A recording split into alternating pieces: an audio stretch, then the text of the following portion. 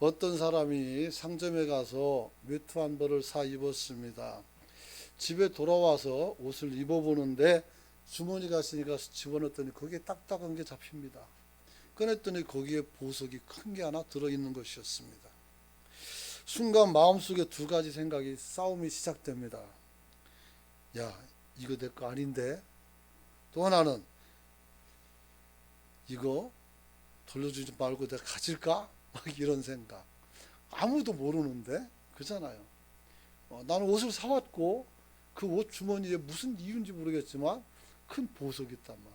값도 나가고. 그래서 이 두 가지 마음을 가지고 계속 하루 종일 고민을 했어요. 그러다가 저녁이 되어서 동네에 있는 현자, 즉 랍비죠. 랍비에게 찾아갔습니다. 이게 탈무드에 나와 있는 얘기예요. 내 얘기가 아니고. 가서 이야기를 합니다. 그랬더니 이 탈무드 이 현자가 말하기를 당신이 산 것은 외투지 보석이 아니지 않느냐. 그거 갖다 돌려줘라. 누군가가 잃어버린 게 아니겠냐. 이렇게 말씀했다고 합니다. 그러면서 다만 상점에 가서 보석을 돌려줄 때 혼자 가지 말고 내 아이들을 데리고 가라겠어요. 아이들을. 만약에 아이들을 데리고 가서 당신이 정직하게 그 보석을 돌려주는 것을 보면 오늘 어떤 보석보다 몇 배 귀중한 것을 자녀들에게 선물할 수 있다. 이렇게 얘기했다고 합니다. 교육이라는 게 무엇일까요? 사전적 의미는 지식과 기술 따위를 가리키면서 인격을 길러주는 것을 교육이라 이렇게 국어사전에 나와 있어요. 하지만 저는 교육이란 스스로와 나를 통해 닮아갈 자녀와 가족들, 나 스스로뿐만 아니라 나를 통해서 나를 닮아갈 가족과 자녀들, 그리고 내 앞에 있는 모든 사람들 앞에서 올바름을 실천하는 선한 양심을 깨우는 것이다라고 저는 그렇게 생각을 합니다. 뭔 얘기인지 모르겠습니까? 좀 쉽게 말하면 나를 바라보는 모든 사람들에게 내가 본이 되어서 사람들의 선한 양심을 깨어나게 해서 올바르게 살게 하는 거, 그게 교육이다 이 말이에요. 할렐루야. 쉽게 설명하면 그렇다는 얘기죠. 자, 오늘 본문은 성장하는 초대교회 모습 속에서도 양심에 관한 이야기가 나옵니다. 그리고 그 양심을 저버린 사람이 죽는 사건이 발생해요. 그래서 교회가 큰 위기를 맞습니다. 여러분. 그래서 외부적으로는 이 사도들을 핍박하고 그 다음에 가둬버리는 그런 핍박의 시간이 오고 있었고 실제 왔어요. 그런데 내부적으로는 아직 신앙생활, 그리스도의 복음이 뭔지 잘 몰라서 남들이 하는 것을 따라하면서 신앙생활하는 그런 사람들이 있었다는 거죠. 그 중에 아나니아와 삽비라가 있어요. 여러분, 아나니아 삽비라가 무엇을 했습니까? 하나님을 속였어요. 주의 종을 속였어요. 의도는 그렇게 나쁘지 않았습니다. 다른 사람들이 자기 재산을 정리해서 사도들에게 갖다 바치고 사도들은 그것을 나누어서 사람들과 어떻게 공평하게 잘 살도록 그 재물을 나누어서 아름다운 모습을 보여주고 있었던 거죠. 그래서 이 부부인데, 아나니아와 삽비라는 부부인데, 이 부부가 나도 저 사람들처럼 하면 좋겠다. 좋은 거니까. 그래서 그 좋은 마음을 가졌어요. 그리고 밭을 하나 팔았습니다.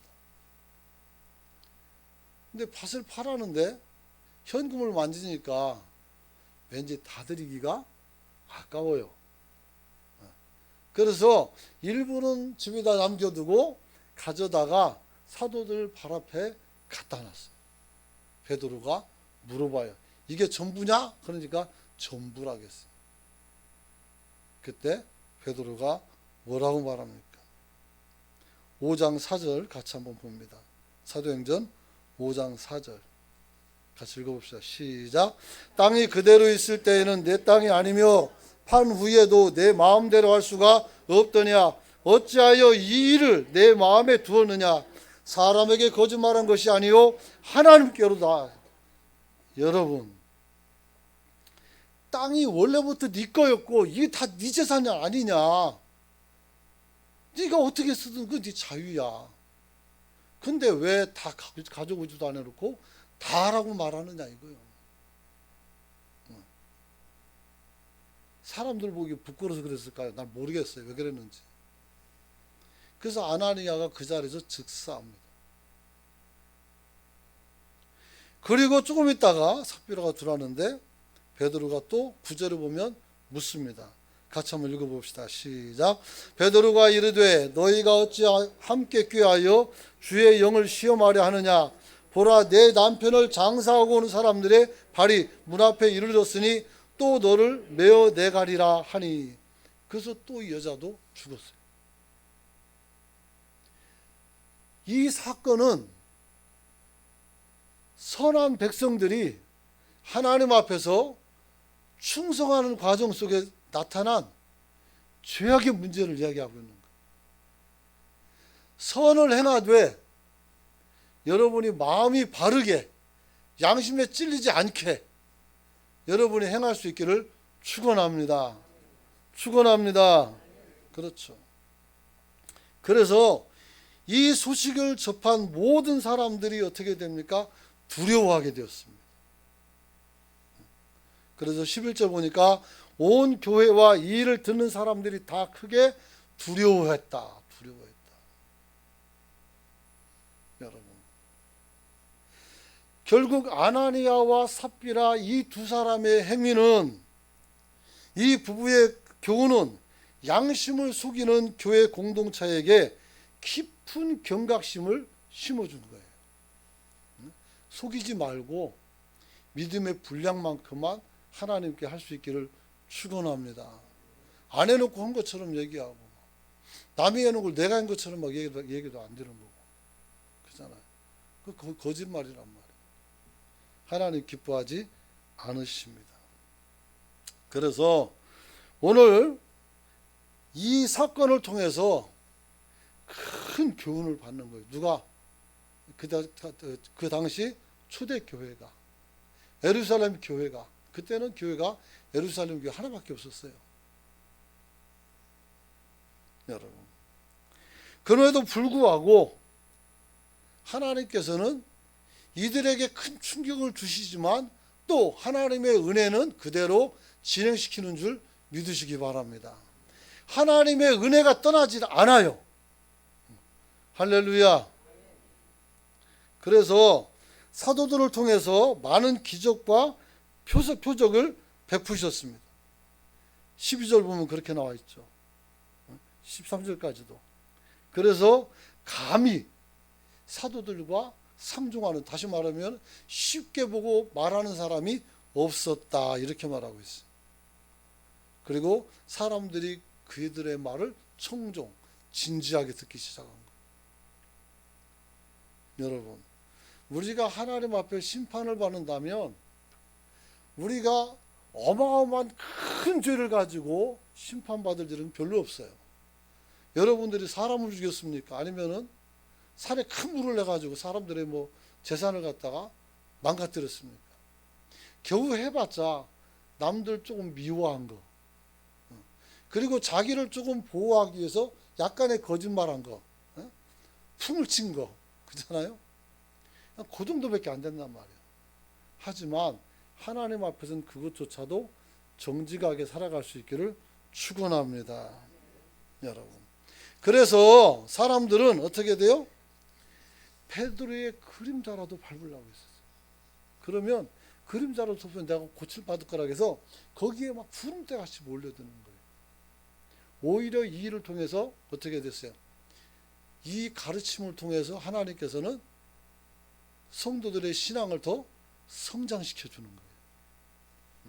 그래서 우리에게 어떤 아픔이 있는 것은 속상한 일이지만, 그러나 그걸 통해서 우리를 성찰한다면 우리는 더 큰 길로 갈 수 있고 더 큰 자가 될 수 있는 줄 믿으시기 바랍니다. 그렇죠?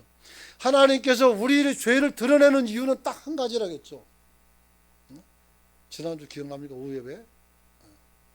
하나님께서 사도 바울의 죄를 드러내죠. 그때는 사울이었죠. 그러나 누구만 알게? 바울만 알게. 빛은 비쳤으나 소리는 다른 사람이 듣지를 못하는 거예요. 그래서 사울이 무슨 죄를 졌는지를 정확히 알게 하시고, 거기에 찔림을 받아서 사울이 변화가 되어서 그리스도를 전하는 바울이 되고 사도가 된 줄로 믿으시기 바랍니다. 그래서 우리는 하나님께서 우리 죄를 지적할 때 이것을 거짓말로 덮고 아니면 다른 말로 유야무야시켜서 희석시키지 말고 그 죄 앞에 당당히 서는 저와 여러분이 되시길 축원합니다. 아니, 죄 졌는데 뭘 당당히 서요? 네? 맞아요. 죄는 부끄러워요.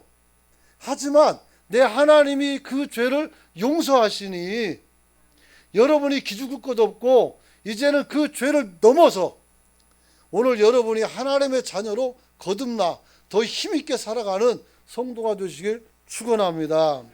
그러나 그 죄값을 통해 주어지는 아픔이나 양심의 가책, 그리고 가엾은 마음들은 여러분들이 평생 가지고 살아야 되는 것입니다. 우리가 역사 속에 한 잘못을 하게 되면 돌이킬 수가 없어요. 나중에 관계를 잘 맺어서 좋은 관계가 될 수 있죠. 참 긍정적인 거예요. 하지만 그 과거가 사라지지는 않아요. 그러므로 우리는 어떻게 해야 돼요? 기억날 때마다 그 생각을 하고 다시는 그런 죄를 짓지 않도록 여러분 자신을 관리할 수 있는 성도가 되시길 축원합니다. 그런 까닭에 사도행전 5장 42절 보면 그들은 날마다 성전에 있든지 집에 있든지 예수 그리스도를 가르치기와 전도하기를 그치지 않았다, 이렇게 말합니다. 할렐루야. 이것이 바로 누구의 기쁨이요? 주님의 기쁨이고 주의 종들의 기쁨인 줄로 믿으시기 바랍니다. 그래서 어떻게 이런 기쁨을 갖게 됐을까? 세 가지를 말씀드린다. 첫째는 제자들은 어떤 상황에도 교육하며 전도하는 일을 멈추지 않음으로 기쁨을 유지하게 된 줄로 믿으시기 바랍니다. 여러분, 요즘 샬롬 얘기를 조금 덜 하고 있죠. 제가 의도적으로 덜 하고 있어요. 이제 8월 되면 또 2차 시작합니다. 여러분이 아셔야 되는 것은 우리가 확 하고 앉는 것이 아니라 하나님의 일은 지속적으로 끊임없이 우리가 죽을 때까지 일해야 되는 줄 믿으시기 바랍니다. 전도는 그런 거예요. 그래서 전도는 뭡니까? 사람을 가리키는 것이고 그 사람을 성장시켜 주는 게 전도예요. 여러분을 만나면 그 사람이 누구든지 인간의 성품이 더 좋아지고 그의 품격이 높아지는 그런 역사가 나타나기를 축원합니다. 여러분 만나는데 사람들이 오히려 품격이 떨어지고 수준이 떨어지면 여러분 지금 뭔가 잘못하고 있는 거예요. 그러므로 여러분이 바르게 가르칠 수 있기를 축원합니다. 제자들이 교육하며 기쁨을 감출 수 없었던 것은 아나니아와 삽비라 사건을 통해서 자각한 제자들이 예수님께서 무엇을 원하시는지를 정확히 알고 그 일을 감당하기 시작했다는 겁니다. 할렐루야. 여러분, 하나님께서 우리에게 자주 주어진 고난을 통해서 우리에게 행하시는 일은 잃어버린 신앙을 회복시키는 것인 줄 믿으시기 바랍니다. 시편 119편 71절 말씀 같이 한번 읽어봅니다. 시작. 고난당한 것이 내게 유익이라. 이로 말미암아 내가 주의 윤례들을 배우게 되었나이다. 아멘. 여러분, 비록 아나니아와 삽비라가 죽은 것은 큰 아픔이지만 그들의 희생을 통해서 더 많은 사람들이 무엇이 옳은 것인지를 발견한 것은 결코 나쁜 일이 아니라는 것입니다. 그들은 그들의 죄값으로 죽은 것이지만 우리는 그들의 죄값으로 죽어가는 모습을 보면서 우리 자신을 어떻게 돼요? 경계하는 저와 여러분이 되시길 축원합니다. 이렇게 큰 사건을 통해서도 교훈을 받지 못하면 이 사람들은 생각이 없는 사람들인 거예요. 절대로 그래서는 안 되는 겁니다. 그래서 시편 119편 107절에 보면 이런 말이 있어요. 나의 고난이 매우 심하오니 주 여호와여 주의 말씀대로 나를 살아나게 하소서. 그랬어요. 이 고난 때문에 내가 죽을 것 같지만 하나님께서 나를 살리는 건 뭐예요? 살 길을 열어주는 거죠. 그래서 하나님이 우리에게 주신 길이 있단 말이에요. 그 길을 찾아서 감으로써 우리가 살아나는 역사가 나타날 수 있기를 축원합니다. 그러므로 사도들이 자신이 해야 할 일을 고난을 통해서 확신하여 가르치는 일과 전도하는 일을 함께 진행함으로써 기쁨을 얻을 수가 있었던 것입니다. 여러분, 사도들은 어떤 사람입니까? 예수 그리스도를 목격한 사람들이에요. 실제 목격한 사람들이 사도예요. 간접 그 사도를 통해서 예수 이야기를 들은 사람은 속사도예요. 그 나중에 이제 교부라고 해가지고 넘어가는데 우리는 그냥 제자예요. 말씀을 통해서 하나님을 간접적으로 경험하죠. 그리고 하나님의 역사를 통해서 우리도 직접 경험을 하기도 하는 겁니다.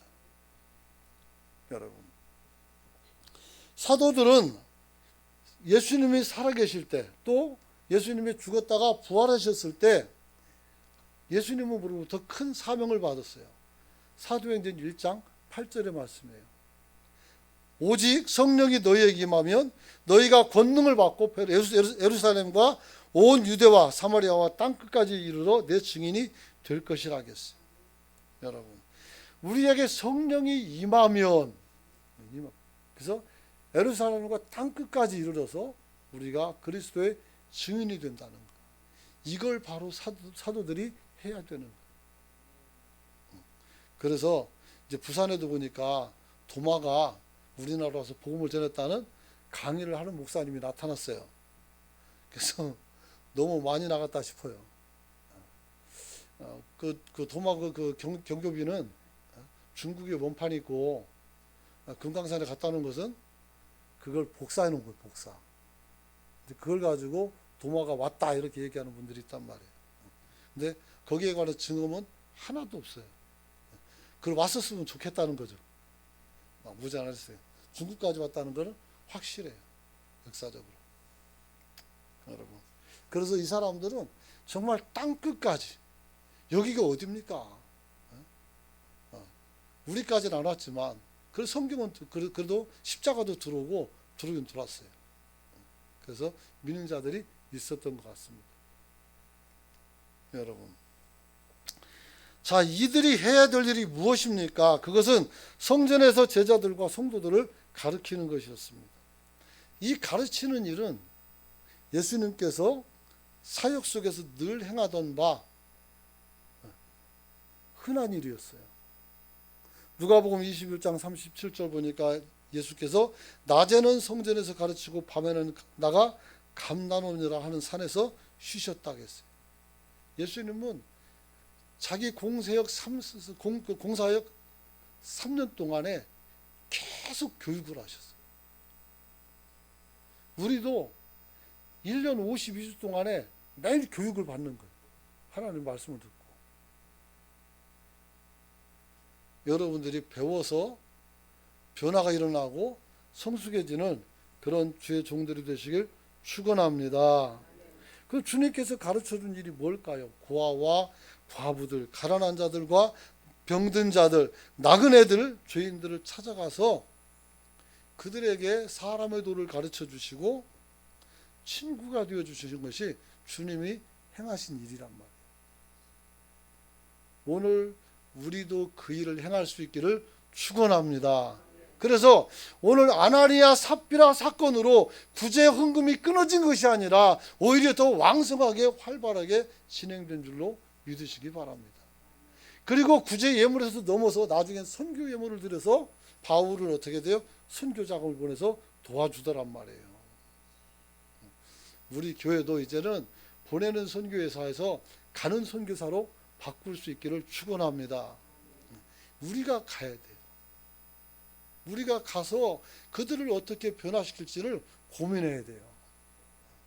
저도 이제 은퇴를 생각하고 어떻게 살까를 생각해요. 우리 원로 목사님처럼 경치 좋은 데 가가지고 거기서 살까 막 이런 일 있고.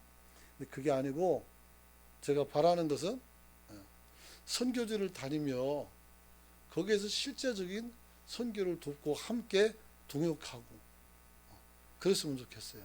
그래서 신학교 다닐 때 선교사 가겠다라는 마음은 가졌지만 결국 안 가기로 마음먹었었단 말이에요. 그게 늘 마음속에 빚진 마음이 좀 없지 않아 있어요.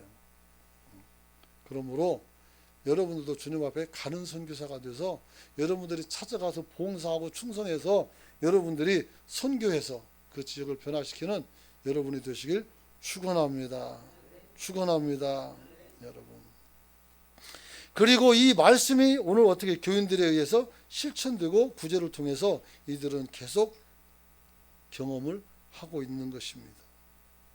여러분, 야고보서 1장 27절을 보니까 하나님 아버지 앞에서 정결하고 더러움이 없는 경건은, 다시 말하면 가장 깨끗한 경건은 고아와 과부를 그 환난 중에서 돌보고 자기를 지켜 세속에 물들지 않게 하는 것이라 했어요. 쉽게 말하면 연약한 사람들을 돕고 내가 세상에 물들지 않는 것, 이것이 바로 가장 깨끗한 거룩이라고 우리에게 말씀을 주는 거예요.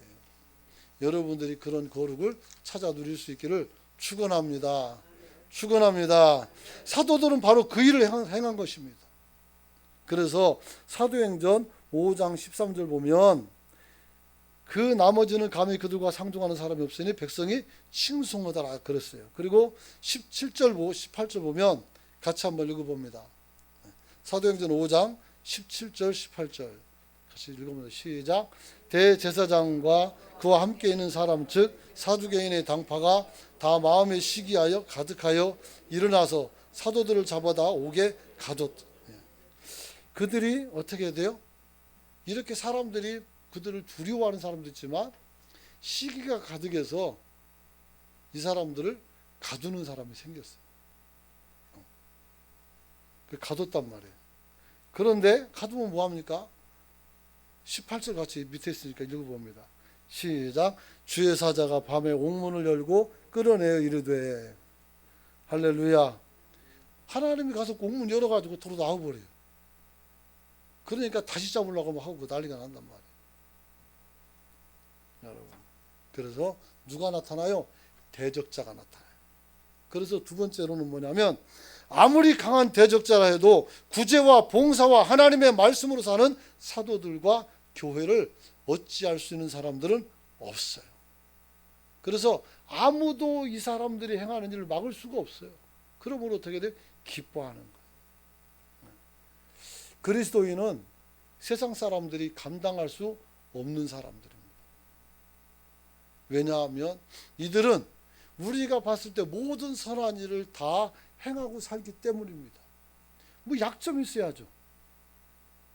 사도 바울을 고발할 때 바울이 약점이 하나도 없어요. 죄가 없고. 그러니까 어떻게 됐어요? 이방인을 하나 데리고 예루살렘에 왔어요. 자기 제자를. 근데 그 사람을 성전에 데리고 가지는 않았어요. 율법이 있으니까 못 들어간단 말이에요. 그런데 그 사실을 안 사람들이 거짓말을 만들었죠. 내가 봤다. 제가 이방인을 성전에 데리고 오는 걸 내가 봤다는 거예요. 그렇게 해가지고 바울을 죽이려고 했는데 그게 쉽지 않죠 또. 그게 커져가지고 나중에는 어떻게 돼요? 반란의 수교로 만들어가지고 죽인단 말이에요. 그래서 악인들의 특징은 어떻게 돼요? 있지도 않은 말을 만들어서 그 말로 사람을 뒤집어 씌워서 어떻게 돼요? 일을 못하게 하거나 그 사람을 망가뜨리는 것이죠. 이런 일은 성도들이 해서는 안 되는 일인 줄 믿으시기 바랍니다. 여러분, 그래서 오늘 사도행전 5장 26절 보니까 다시 부하들이 가서 그들을 잡아왔어요. 제자들을. 그런데 강제로 하지 못했다. 왜? 백성들을 돌로 칠까 두려워했다. 이 사람들이 선행을 하기 때문에 손을 댈 수가 없는 거예요. 그래서 공회 앞에 끌어세워 대제사장이 물어봅니다. 우리가 예수 이름으로 사람을 가르치지 말라고 언급했는데 너희는 왜 가르쳐가지고 이런 사람들이 예루살렘에 가득 차게 만드느냐 하면서 의미 있는 말을 하죠. 이 사람의 피를 우리에게 돌리고자 함이라. 다시 말하면 예수 그리스도를 죽였거든요, 이분들이요. 그래서 그 피값을 받아내는 것이 아니냐 이 말이에요. 그러자 베드로가 뭐라고 말합니까? 5장 29절 같이 한번 읽어봅니다. 시작. 베드로와 사도들이 대답하여 이르되 사람보다 하나님께 순종하는 것이 마땅하니라. 할렐루야. 그런 거예요. 이제는 어떻게 돼요? 하나님에게만 순종하는 거예요. 사람은 의미가 없어요. 여러분, 사실 율법과 하나님의 가르침을 실천하는 사도들에게 공의원들과 지도자들의 제재는 매우 두려운 것입니다. 하지만 이 사람들이 굉장히 궁색하게 됐어요. 궁색하게. 왜냐하면 이들은 굉장히 제자들을 통제할 수가 없게 됐어요. 이유는 그것은 사도들이 옳았고 그들이 틀렸기 때문이에요. 할렐루야. 여러분, 나는 옳고 그들은 틀린 거예요. 힘을 가지고 있다고 해서 그 사람이 옳은 게 아니에요. 능력을 가지고 있다고 해서 그 사람이 다가 아니에요. 진짜 옳은 것은 내가 하나님 앞에서 옳은 것인 줄로 믿으시기 바랍니다. 그렇죠. 그래서 이들은 어떻게 돼요? 자신들이 틀린 것을 몰라서 이 제자들을 죽이려고 마음먹어요. 그때 가말리엘이 나타나죠. 그래서 5장 33절부터 42절까지 이 가말리엘은 사도 바울의 스승이에요. 그리고 그 율법사 중에서 굉장히 큰 율법사라 이렇게 이야기할 수 있죠. 그래서 오늘 이들을 사도들을 죽이려 할 때 이 가말리엘이 막습니다. 그래서 하나님께서 옥에 갇히면 문 열어주고 이 사람들이 나쁜 모의를 하면 그 중에서 깨있는 사람을 사용해서 그들의 악행을 막아주셨다는 거예요. 이것을 우리가 뭐라고 한다고요? 하나님의 은혜라는 거예요. 은혜. 그래서 오늘 그들은 감옥에 가두는 것이 그들이 할 수 있는 것이고 겨우 할 수 있는 것이 멀쩡한 사람을 잡아서 죽이는 거란 말이에요.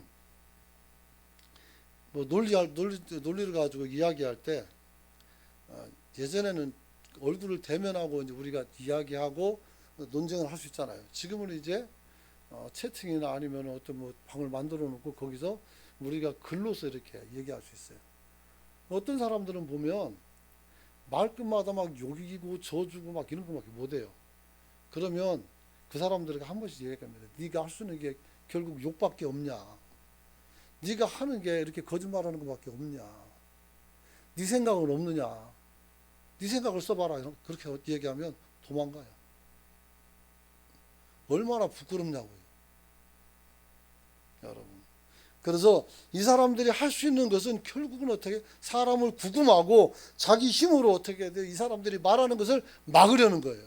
하지만 이게 하나님 앞에서 옳으냐고 물었을 때 아무도 대답할 수가 없는 거예요. 여러분. 그래서 옳음은 항상 이길 수밖에 없는 겁니다. 그래서 걸음이 아니라 옳은 길을 갈 수 있길 소망합니다. 마지막으로 제자들은 가르치고 전도하는 일에 비록 핍박이 있더라도 그것이 우리의 신앙을 성장케 한다는 것을 바라보고 기뻐했던 것입니다. 스코틀랜드의 조지 마트슨이라는 사람이 그 책에서 절망으로 인한 연단을 이야기하는데 이런 말을 하게 됩니다. 내가 내 영혼아 꿇어 엎드리는 장소를 피하지 말라. 과거의 위인들에게 가장 잊지 못할 풍요의 자리가 어디 있었던가 물어보라. 그들의 대답은 내가 엎드려졌던 차가운 바닥이라고 말할 것이다. 그랬어요. 결국은 우리가 절망과 연단 속에서 우리가 고백할 수 있는 것은 우리가 비록 차가운 바닥이지만 그 바닥을 경험해야 우리가 성장한다는 것을 이야기하고 있어요. 그래서 아브라함에게 물어봐라. 이렇게 아브라함이 어떻게 성장했냐? 모리아 산에 아들 이삭을 끌고 가서 죽이면서 성장한 거예요. 요셉에게 물어봐라. 차가운 감옥 속에서 그는 뛰쳐나와서 총리가 된 겁니다. 그래서 어둠이 있다는 것이죠. 다윗에게 물어봐라 그랬어요. 그의 노래는 밤에 지어졌다고 할 것이라고 했어요. 왜요? 자기 죄를 얻고 밤새도록 울었거든요. 시편 22편 말에. 욥에게 물어봐라. 하나님의 폭풍 가운데서 응답하셨다고 말할 것이다. 베드로에게 물어봐라. 그는 바다에서 순종을 배웠다고 하리라. 요한에게 물어봐라. 그는 밤모섬에서 승리의 멸관을 던질 것이다. 바울에게 물어봐라. 그는 자기 눈을 멀게 한 빛에서 영감을 보았다고 할 것이다. 이렇게 말합니다. 그러면서 이렇게 외칩니다. 나와 함께 가는 순례자들이여, 가는 길이 예상보다 고통스러운가? 만사 형통 승승장구의 경험을 할 줄 알았는데 춥고 황량한 땅에 앉아 외롭고 낙심되고 상심했는가? 혹여 내가 길을 잘못 든 것은 아닌가 의심하기 시작했는가? 내 말을 믿어라. 그렇지 않다. 하나님이 당신 안에 역사하신다. 그랬어요. 할렐루야. 하나님이 당신 안에 역사한다는 거. 바로 그때에 내가 잘못한 거 아닌가? 내가 정말로 회의감이 생기고 이제 그만할까? 바로 그때 하나님이 나와 함께하고 있다는 것을 알라는 것입니다. 하나님의 능력의 손이 당신 위에 있다. 하나님의 사랑이 너를 감싸고 있다라고 이야기하고 있습니다. 하나님의 은혜가 바로 당신 곁에 있다. 깨어나서 그것을 잡으라. 이렇게 말합니다. 깨어나서 잡을 수 있기를 축원합니다. 오늘도 사단은 끊임없이 십자가에 죽으시고 다시 살아나신 예수 그리스도가 우리를 통해 증거되지 못하도록 방해를 하고 있습니다. 주님 당시에도 그랬고 지금도 그렇습니다. 여러분, 그러나 우리는 기적과 능력과 은혜를 맛본 자들입니다. 주님 앞에서 주님을 증언하고 살아가는 성도가 되시길 축원합니다. 여러분, 오늘 우리가 믿는 자로 살지 못하면 주님께서는 아주 탄식을 하실 겁니다. 마가복음 11장 21절 같이 한번 읽어봅니다. 띄워주시기 바랍니다. 마가복음 11장 21절입니다. 화 있을진저 같이 한번 읽어봅시다. 마태복음 11장 21절입니다. 죄송합니다. 마태복음 11장 21절 읽어봅니다. 시작. 화 있을진저 고라시나, 화 있을진저 벳세다야, 너희에게 행한 모든 권능을 두로와 시돈에서 행했더라면 그들이 벌써 베옷을 입고 제에 앉아 회개하였으리라. 여러분, 그곳에서 예수님의 기적의 70% 80%를 다 했어요. 모든 기적과 모든 좋은 말씀을 다 거기서 해놨어요. 근데 이 사람들이 안 변한다는 거예요. 그래서 화 있을진저 이렇게 말합니다. 오히려 두로와 시돈, 악의 도시라는 그곳에서 만약에 이 얘기했다면 그들이 앉아서 제 가운데 앉아서 회개했을 거라는 거예요.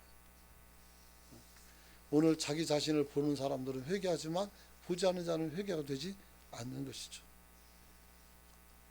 여러분, 우리가 왜 예수를 믿습니까? 우리는 수행하는 사람이 아닙니다. 우리의 삶 속에서 그리스도를 사모하고 그 흔적을 따라 살기 위해서 우리는 여기에 모여 있는 줄로 믿으시기 바랍니다.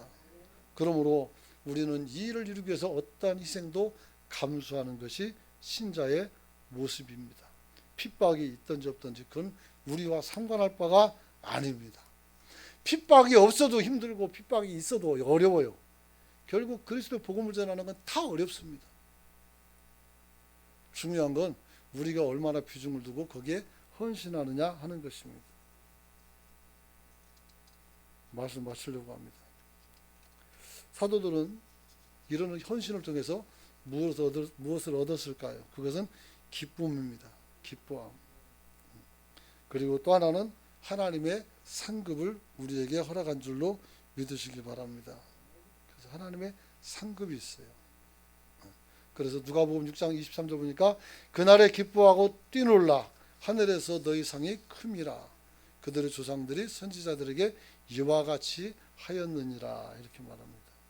그리고 마지막으로 하나님의 나라의 영광에 우리가 함께 동참하는 줄로 믿으시기 바랍니다. 할렐루야.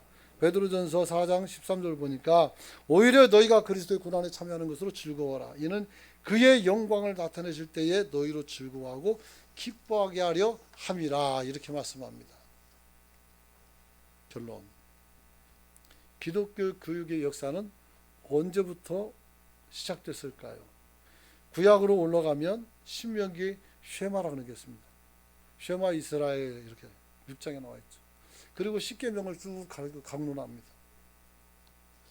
여기서부터 교육이 시작됐어요. 지금도 이 쉐마 교육은 유대인들에게 굉장히 중요한 교육입니다. 심지어는 율법서를 다 암송을 해요. 그 사람들은. 그러다가 포로 이후에 유대 교육은 예루살렘이 멸망했기 때문에 신앙의 위기에 노출된 성도들을 위해서 율법을 굉장히 강조합니다. 하나님의 법을.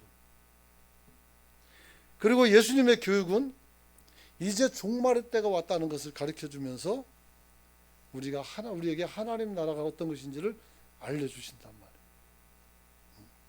그리고 초대교회 교육은 뭡니까? 종말의 지체에서 빚어진 교회의 삶의 변화에 대한 교육의 필요성을 얘기해 주고 있어요. 지금 예수님이 다시 오신다고 말씀했는데 2000년이 지났단 말이에요. 아직 안 오셨단 말이에요. 그러니까 사람들이 어떻게 돼요? 안 오는 게 비다.